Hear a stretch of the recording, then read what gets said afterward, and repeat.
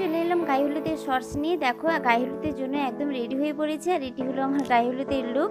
কেমন লাগছে তোমরা অবশ্যই জানিও। আর চলো এবার দেখিয়েছি এখানকার তত্ত্ব, মানে ছেলের বাড়ি থেকে তত্ত্ব চলে এসছে।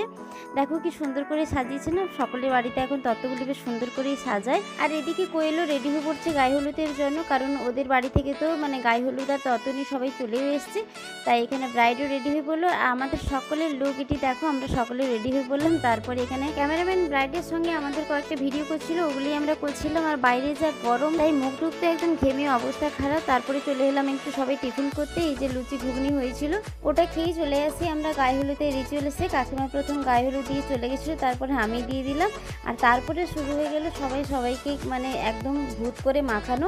জানো অনেকদিন পরে এইভাবে কাছের কারোর বিয়ে বাড়িতে খুব আমরা মজা করেছি। আজকে ভিডিওটি এই পর্যন্তই, এরপরে আসছে বিয়ে বাড়ির ব্লগ। এক্ষুনি করে দাও সাবস্ক্রাইব বাকি ভিডিওগুলি দেখার জন্য। রেডি থেকো, টাটা।